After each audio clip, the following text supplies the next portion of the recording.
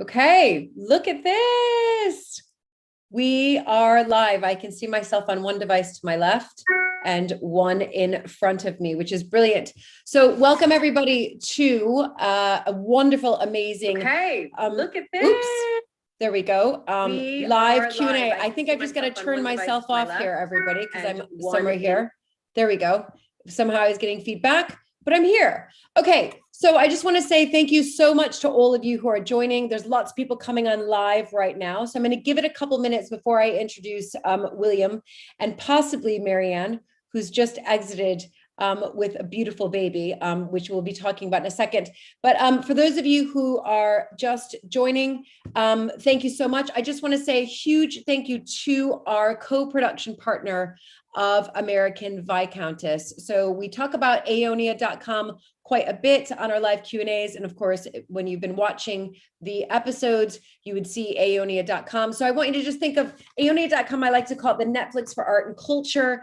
It's got the best selection of online talks, courses, and virtual tours from leading art and culture organizations around the world. So when you go to aonia.com, you will find all of this. And in particular, the top row kind of highlights a selection of exhibitions in public art galleries in the UK and the USA. When you click on each image, you'll get information about those different online talks. And then the second row is really various collections. So you've got fun for kids, you have author talks, art history at home, gardens. And then the third row, there are museums. So this will enable people to discover online events by museums. And remember, both the US and UK museums are here. So Aonia has much, much more. This screen grab here only just shows a very small amount of what's on aonia.com, but there are hundreds of events and courses on aonia.com, some from some of the best art and culture organizations in the USA and the UK. So there you go. Thank you to aonia.com. We are back here with William. So first and foremost, do let us know where you are tuning in from. Also, do get your questions ready. So definitely get your questions ready. And I can see some of them coming up here on the side as well. And Stephen's in the background, making sure that we see them. But we've got a lot of people joining. Wow, William, do you want to say hi? And I'm going to let you introduce yourself and where you are right now. Hello, everybody. I'm William Cartwright-Hignett, and I'm dialing in, so to speak, from Iford Manor, which is near the beautiful city of Bath in the southwest of the UK. And many of you will have no doubt been to Bath and watched all of the endless period dramas which are produced there so brilliantly. And it's just a hive of history and of and a modern thriving city all at the same time. So that's where I am, and I'm out at Iford Manor, which is a rural estate where we have a beef herd, and we have a beautiful ecologically managed valley with wonderful wildlife, and at the heart of it, a garden, a little restaurant, and a cafe, and that sort of thing. I know, and it's amazing. So let's just highlight the point really quickly that so many period dramas happen in Bath. Obviously, you've got Bridgerton, and I think was Persuasion recently filmed there? I can't remember, but a lot of Jane Austen, obviously a lot of Jane Austen. Yes? Yeah, Jane Austen, of course, famous in Bath to the extent that she was, oh, hello. Ooh. An edition has arrived. Marianne. So lovely to meet you all. Sorry, I'm late. Marianne, and this is little Freddie, who should be asleep. Wanted to join. and might be asleep in a bit, maybe. Brilliant. So yeah, Jane Austen, of course, famous literally in Bath, but it's not just Jane Austen. I mean, you get things. I think what else has been filmed in Bath? Everything's been filmed. Oh, over decades, absolutely everything's filmed in Bath. It's just such a beautiful city and really lends itself to it. And of course, with Jane Austen herself having lived in Bath when she wrote a lot of her books as well, I think it's just got the history for period dramas, and also it was where everybody used to go for all the balls when it wasn't the London season. It used to do the season in Bath, and I think all of us still imagine that when we go there in the streets. So. Yeah. Amazing. And I just want to point out, those of you, I know many of you have obviously watched, we've had thousands of views, and that is Freddie, who basically, when we filmed at Iford, Marianne was was third trimester right there. So we now get to see sort of the prize. Well, I think that was an exceptionally brief cameo there. But there we go. Hopefully Marianne will join us a bit later. So yes, but also we've had a bit of filming here. We had an episode of Sanditon, which I think was very popular in the US, filmed here from the first series, largely outside with the bridge, that lovely shot with the bridge there. So that was good. But otherwise, I mean, Iford is quite overlooked, I think, for filming because it's such an eclectic place. So you can't kind of pin it down to a period. You can't say it's obviously Georgian because actually the facade is Georgian, but all the buildings are earlier. And then you can't say it's an Edwardian garden because when you're in it, it kind of looks at things that aren't. So filming companies look at Iford and they kind of and ah a bit. And then ones that come here, like The Secret Garden, which filmed here in 2018, they love it. They think it's a great place to film. But it's the rare gems that yeah. It really is. And I think, speaking of gardens, I've got a couple questions coming in, but when we last filmed, one of the questions that I had come in beforehand was, we filmed, many of you saw that William and I were filming, we had this decent morning, sun was decently in and out, and all of a sudden we decided it's our time to go for a tour of the spectacular gardens, and lo and behold, it literally, as you saw from the video, it was just torrential rain, and William tried to convince me to go out. He was nuts. And I did try to follow suit for a few seconds, and then I shouted, we must go back in, we must go back in. But that is another thing that makes, I think, England quite special, are these, you never know when it's going to rain or shine or drizzle, but we ended up having a wonderful time. And I suspect for you at Iford Manor Gardens, the weather is just a part of it. I know that firsthand, but for sure. I mean, they always say you get kind of every season in one day in the UK, and it's why we spend most of our waking hours talking about the weather to each other.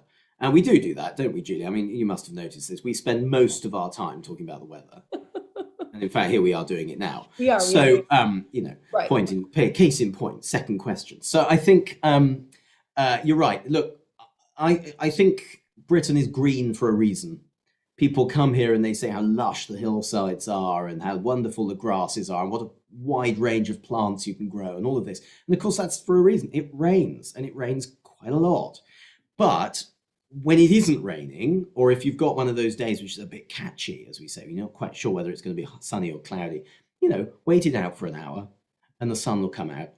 And, for me, actually, gardens are almost at their best when they've just been drenched and then the sun comes out, because you get that sense of all of those little diamonds of droplets of water glinting in the sunshine off the end of each leaf. And there's something about that which is epically romantic. So I think that's the best moment to see gardens. And in the evening, when there's a low light glinting off recently fallen rain, best moment ever. Love it. I agree. So that leads me on to the next question that somebody has. Candy wants to know the times and that your garden is open to the public, and yeah. Okay, well, hi, Candy. The answer is basically we open from April to September because that's the bit that's not muddy. And you don't want to sink in the garden. It's a bit of a shame. So it's Wednesday through Sunday, plus bank holiday Mondays, whatever 4 of those there are in the summer.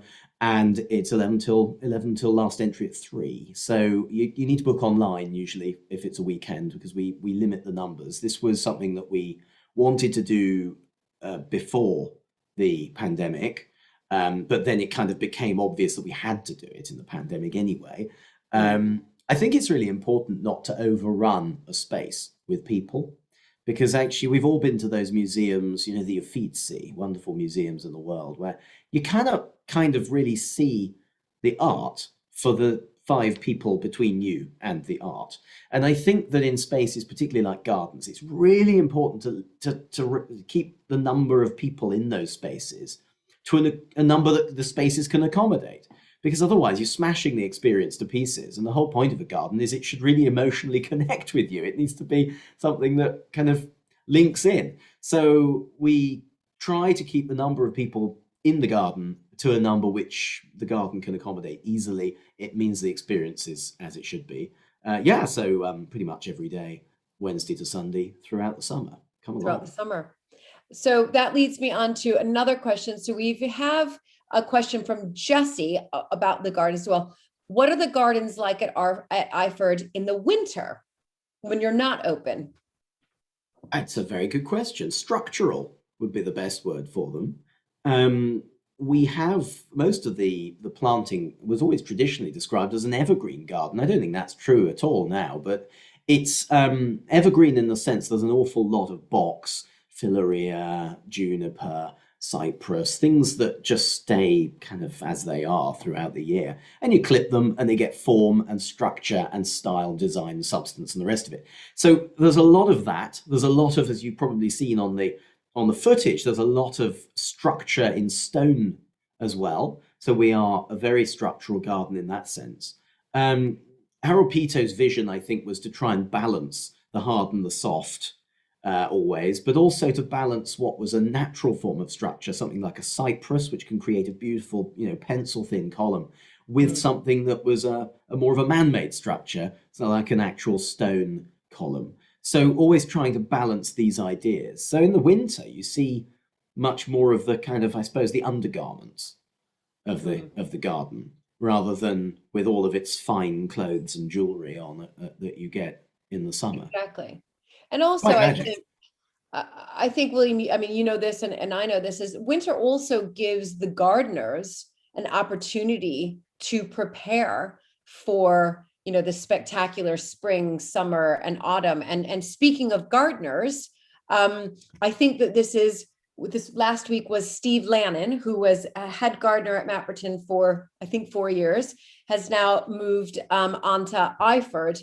And I think sorry about that. I know, so it's okay. At least it was you. Yeah. It was only awkward momentarily, but I think marginally awkward. But there we are. It was that phone call to Luke. Hi. It was, yeah. Hi. This is a bit awkward. Yeah. But Steve, everyone, is now head gardener at Iford Manor Gardens, and we couldn't be more pleased for him. I mean, he is he is one of England's top gardeners and head gardeners, and he's just had his first week, hasn't he? Yeah, we are so excited to have him here. I mean, he's been a fan of Iford for a decade and a bit. He's got a real understanding of how to keep the sort of a sensitivity of history in a garden. I'm sure you found that at Mapperton. He really gets how to keep the continuity over time of a garden and not kind of rip out the heart of it and change it because you don't like something. You can just gently nudge it along in a direction, and that benefits the whole of the garden because the experience somehow builds up. Iford is a garden which has built up over many generations. It isn't all about Harold Pito, albeit he's the kind of the main character. If you go back 300 years before, then the Horton family had sold the place, and then it was becoming a sort of 17th century garden, which then morphed into a Georgian set of terraces. And then the Victorians planted tons of flower borders everywhere. Harold Pito came along and augmented the experience of the terraces through statuary and historical artifacts and giving a sense of history that may or may not have been quite true, which I quite like. Bit of theatre going on with Pito.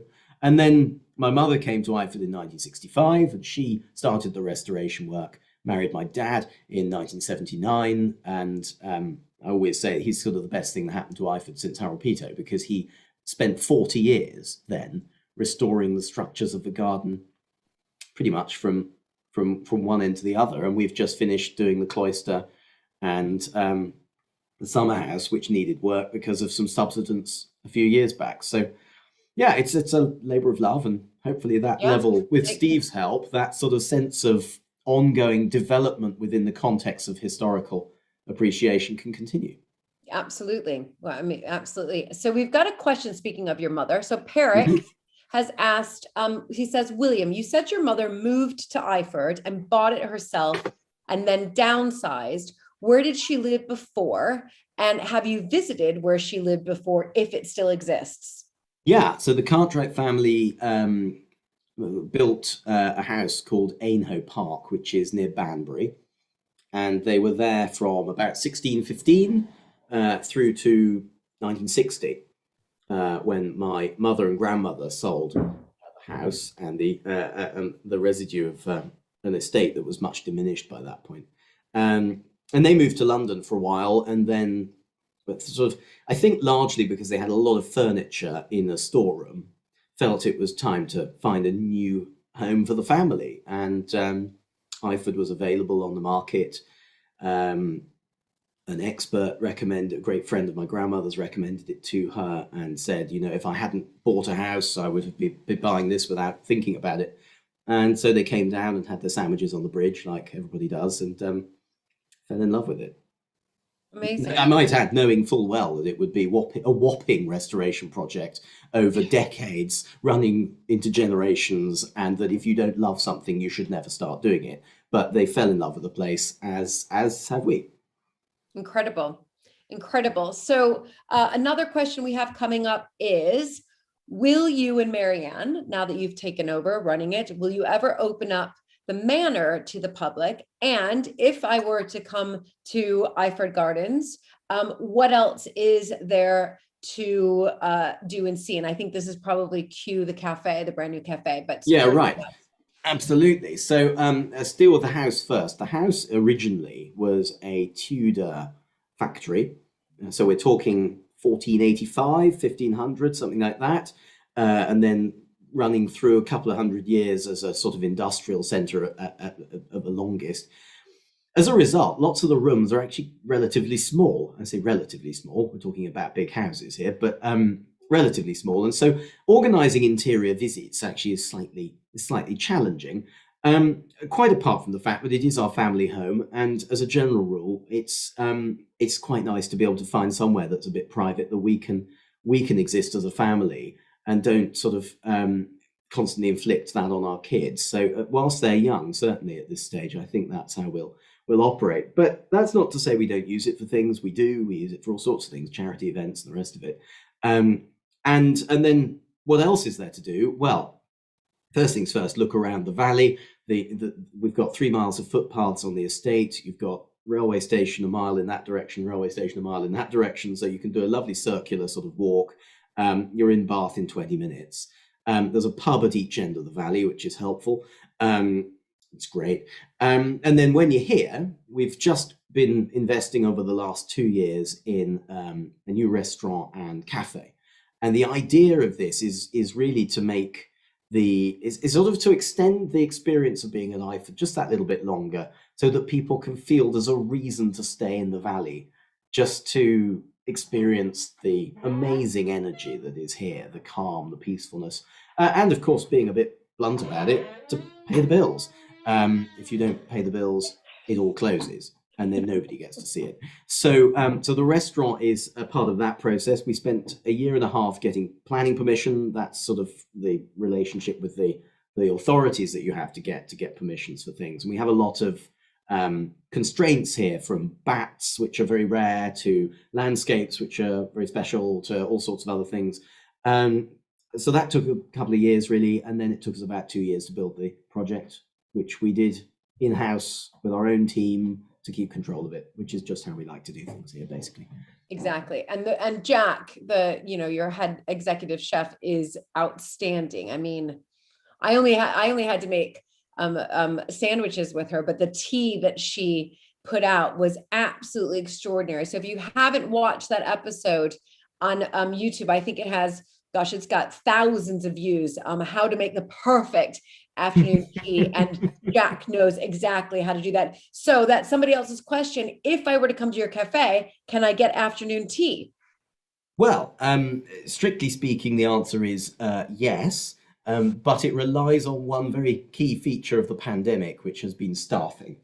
And the universal challenge across the industry in the UK, I don't know about elsewhere, has been finding chefs and the people who make up that really core middle of a kitchen brigade. And so my aspiration would be, the answer is yes. As soon as possible. Yes. Exactly. There will always be scones. There will always be clotted cream and jam. Yep. And I don't know if you know this, Julie, but William actually founded the Eton Tea Society or Infusion Society back in the day. He loves tea, and hence his tea company. And we have a whole host of teas there. So there will always be tea and cream, sort of cream teas, if you like. But the full afternoon tea with the finger sandwiches and things, we hope to introduce as soon as possible. As soon as we can. Yeah.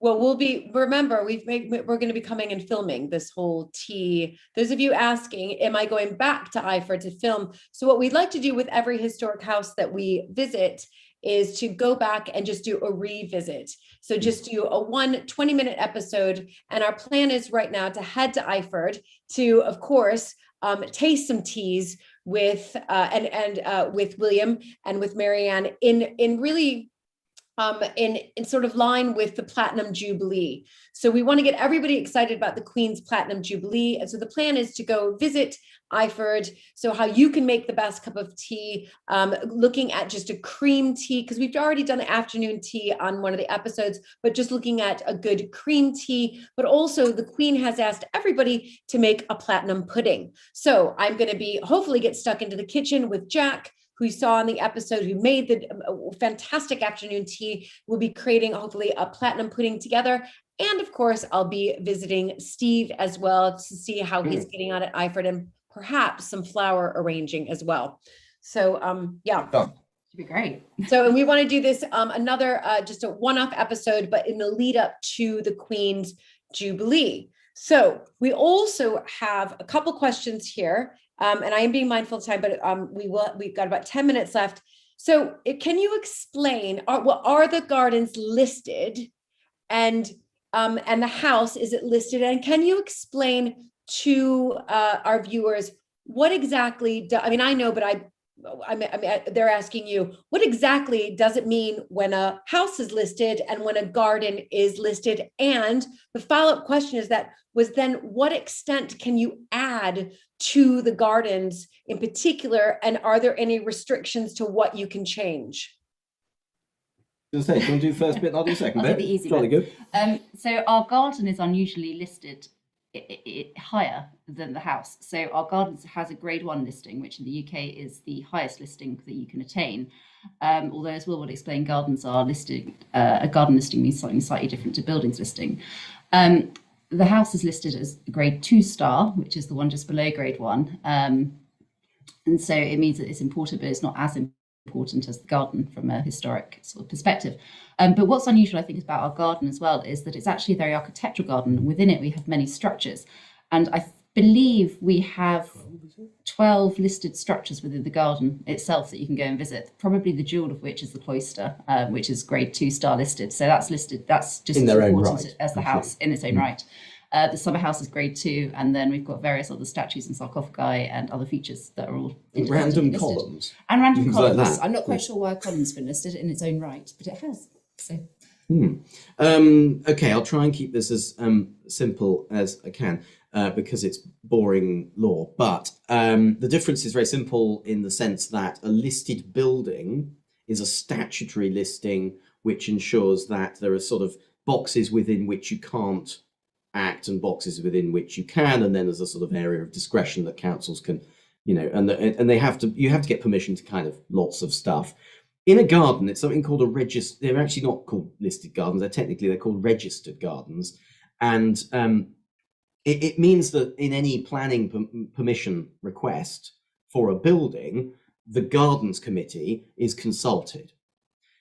What does it mean in the context of Iford? Well, I think what it means in the context of Iford is that actually we acknowledge that there is some very significant heritage here, but I'd like to think that it doesn't actually matter very much to us about whether it's registered or not, because the way we act in any case is to respect that heritage and to try and preserve as much as possible the sense of place that exists here. Very specifically, it doesn't mean that it tells us what plants we have to put in the ground. No. It doesn't tell us what trees we have to put in the ground.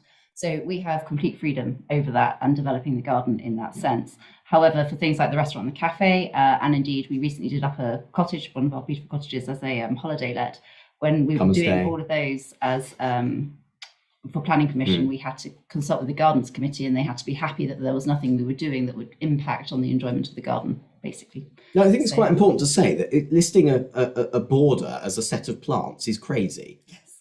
Because things die and biology intervenes. If you've got a cherry tree that dies, you can't plant another cherry tree immediately afterwards, because it just won't take. So, you just can't operate on the basis of having a listed plant scheme. Also, in terms of the garden here, it was listed because of Harold Peto, who was the designer who lived at Iford at the time, and he was famous, lots of American clients actually, especially down on the Cap Ferrat.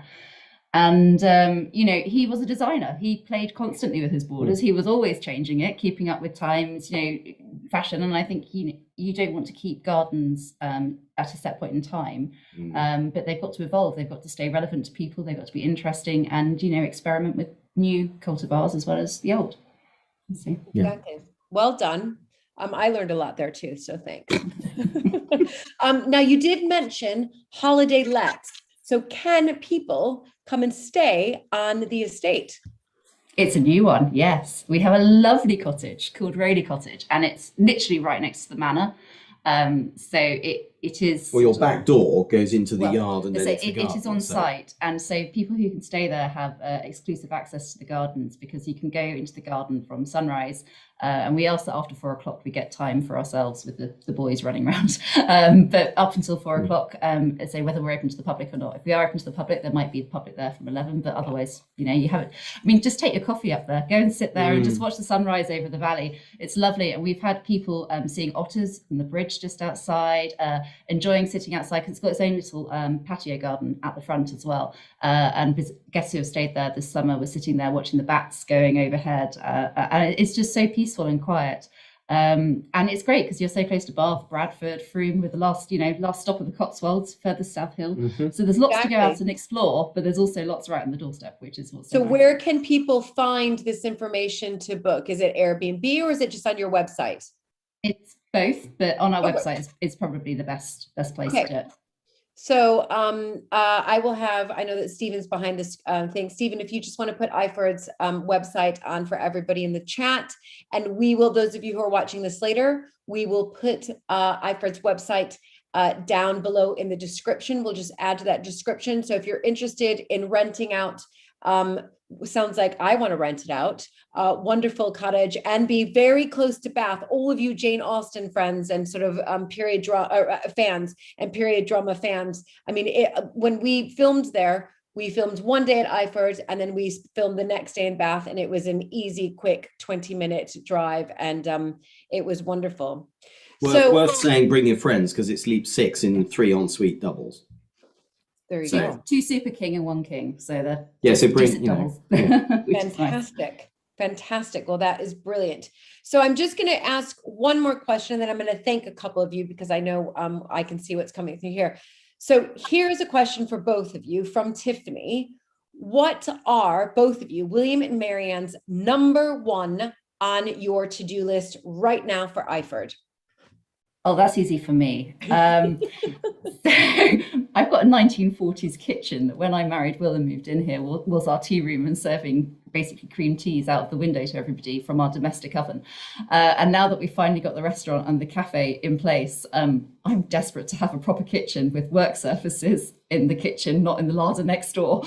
So that's my number 1.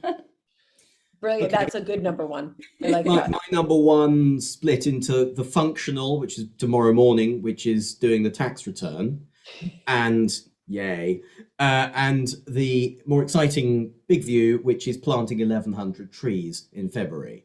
The canopy above the garden, amazing treescape, is Georgian, and it's dying because it's old, and we need to replant it. So we've got this little tree belt going in above, and a wonderful array of trees to go in. I'm just too excited about it, because it's the landscaping moment, and we love landscaping. So everyone loves landscaping. So it's everyone.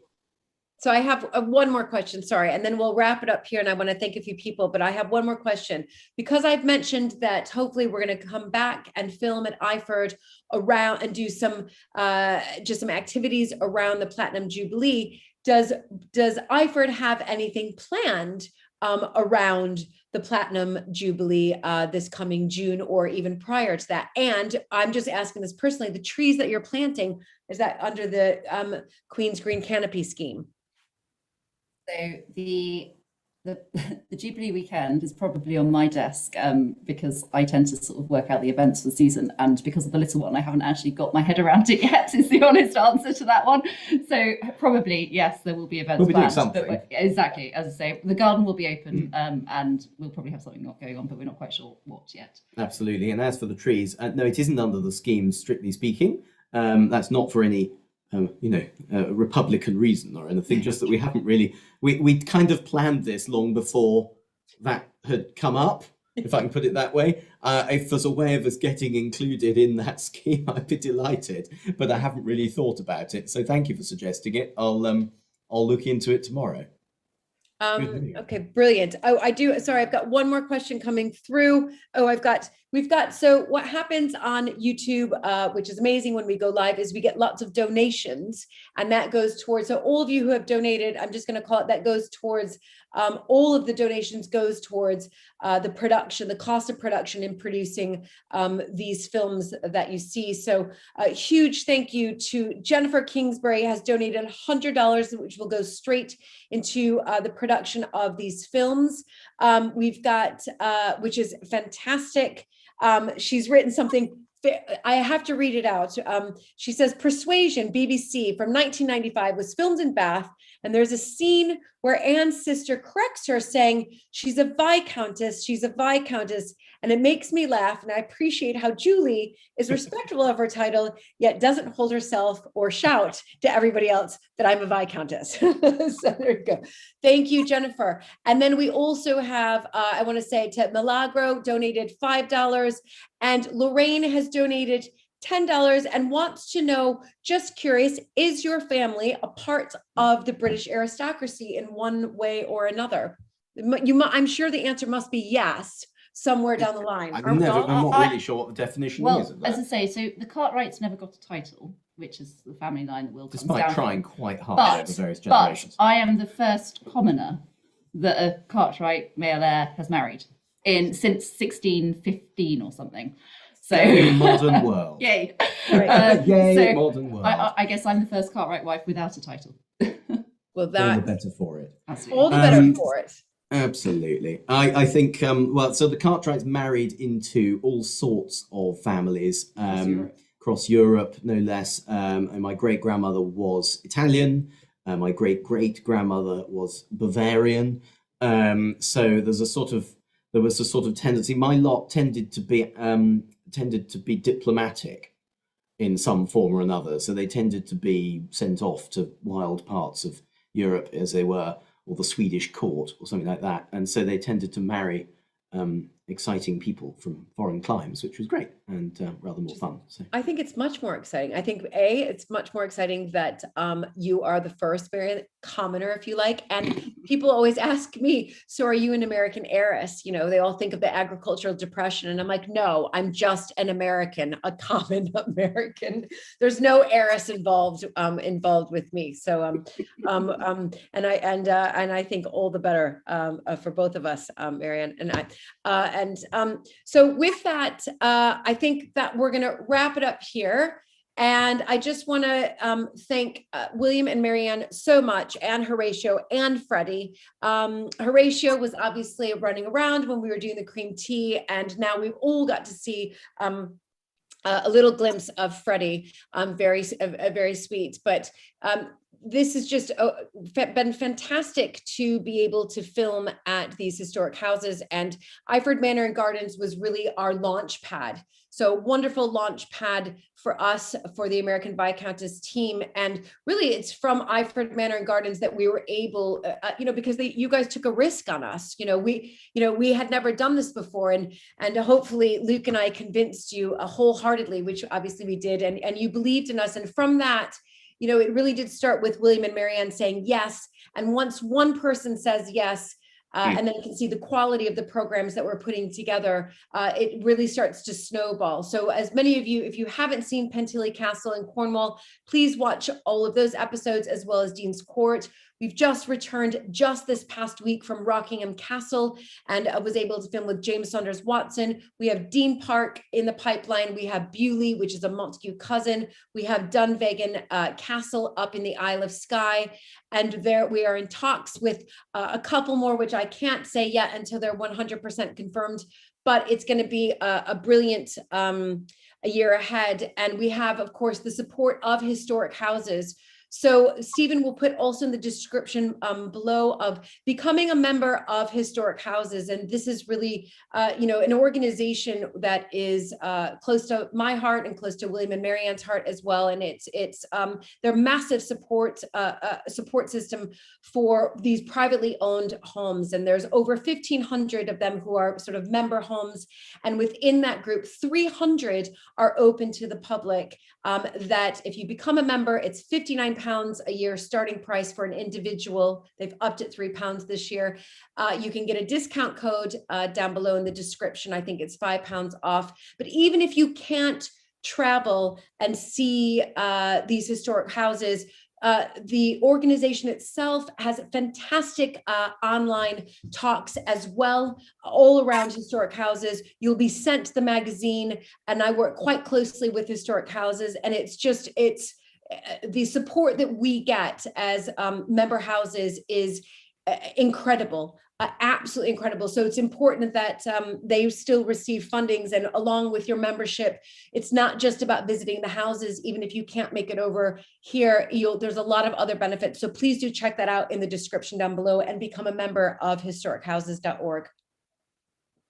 And with that said, I think that's it. So I just want to say thank you to William and Marianne and Horatio and Freddie for your time. And we can't wait to revisit later this year for some tea, for some platinum pudding, and for a chat with Steve. We look forward to seeing you. Absolutely. See you then, Judy. Bye, everybody. Bye.